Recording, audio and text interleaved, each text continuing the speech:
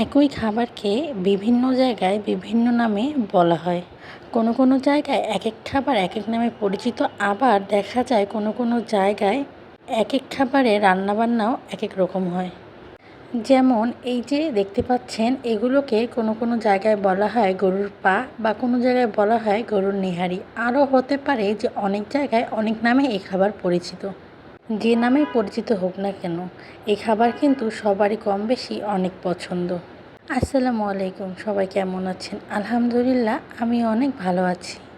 চলে এলাম আপনাদের সাথে আজকে নেহারি রান্নার একটি রেসিপি নিয়ে। ছোট থেকে বড় হয়েছি, মা নানিদেরকে দেখেছি এই রান্না চুলায় বসিয়ে 2-3 দিন ধরে জাল দিয়ে রান্না করত। আর এই রান্নাটা যত জাল দিয়ে দিয়ে রান্না করা হয় তত কিন্তু খেতে ভালো লাগে। আমি আর মা নানিদের দিকে না গিয়ে কীভাবে স্বল্প সময়ে শর্টকাটে রান্না করা হয় তাই আপনাদের সাথে শেয়ার করব।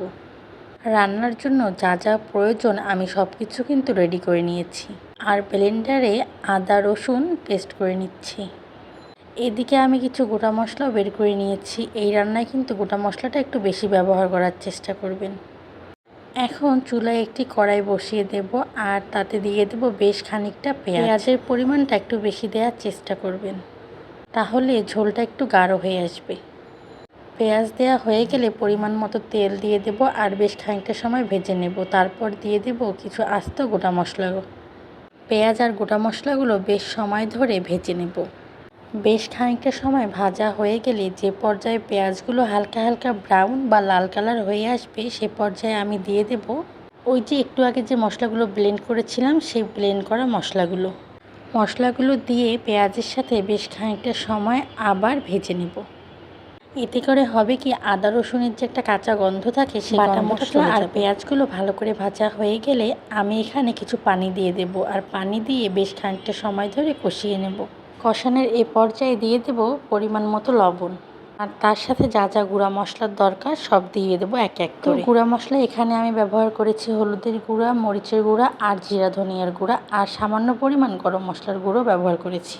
যেহেতু গরুর পা একটু মশলা বেশি না দিলে একটা গন্ধ লেগে থাকে, এজন্য মশলাটা আমি একটু বেশি ব্যবহার করেছি। আপনারা আপনাদের স্বাদ মতো সব কিছু দিয়ে নেবেন। মশলাগুলো সব দিয়ে আমি ভালো করে ভেজে নিয়েছি। আবার সামান্য পানি দিয়ে আবার মশলাটা কষিয়ে নিলাম। ভালো করে কষিয়ে নিয়ে যে পর্যায়ে তেলটা উপরে ভেসে উঠবে, সে পর্যায়ে কিন্তু বুঝতে হবে যে আমার মশলা কষানো হয়ে গেছে। আর সে পর্যায়ে আমি দিয়ে দেব আমার ধুয়ে পরিষ্কার করে রাখা গরুর পাগুলো। মশলার সাথে গরুর পাগুলো ভালো করে মিক্সড করে নেব। দিয়ে দেব সামান্য পরিমাণ পানি দিয়ে বেশ খানিকটা সময় ধরে নেড়ে চেড়ে নেব। একটি ঢাকনা দিয়ে ঢেকে বেশ খানিকটা সময় ধরে রান্না করে নিয়েছি। তারপর ঢাকনা খুলে আবার বেশ খানিকটা সময় ধরে পাগুলো কষিয়ে নেব। সব মশলা একসাথে দিয়ে বেশি করে পানি দিয়ে অনেক সময় ধরে জাল করে করে গরুর পা রান্না করলেও কিন্তু অনেক স্বাদ হয়। আমি প্রেসারে দিয়ে রান্না করব, যে কারণে মশলা কষিয়ে পাগুলো সামান্য সময় ধরে কষিয়ে নিচ্ছি। আর এই তো আপনাদের সাথে কথা বলতে বলতে আমার পানিটা কিন্তু শুকিয়ে এসেছে। আমি এই পর্যায়ে আরও বেশ খানিকটা সময় ধরে পাগুলো কষিয়ে নেব। এই তো দেখতেই পাচ্ছেন, কষানো কিন্তু সুন্দরভাবে হয়ে গেছে। এবার একটা প্রেসার কুকারে আমি এই পাগুলো সব ঢেলে দিয়েছি। পর্যাপ্ত পানি দিয়ে চুলার উপরে বসিয়ে দেব। চুলার জাল হাই হিটে রেখে বেশ সময় ধরে রান্না করে নেব, যাতে করে হাড়গুলো নরম হয়ে আসে। ফিরে আসলাম বেশ খানিকটা সময় পর। এখন প্রেসারের ঢাকনাটা খোলার পালা। ঢাকনা খোলার পর এই তো দেখতেই পাচ্ছেন হাড়গুলো নরম হয়ে এসেছে, আর তরকারিটা দেখতেও কিন্তু অনেক লোভনীয় হয়েছে। রান্না কিন্তু শেষ হয়নি। এখন চুলায় আরেকটি কড়াই বসিয়ে দেব, আর তাতে দিয়ে দেব বেশ খানিকটা পেঁয়াজ। সয়াবিন তেল দিয়ে দেব পরিমাণ মতো। পেঁয়াজগুলো একদম লাল লাল করে ভেজে নেব। যখন লাল লাল করে ভাজা হয়ে যাবে, তখন আমি এখানে রান্না করা গরুর পাগুলো দিয়ে দেব। এক কথায় বলা চলে বাগার দিয়ে দেব।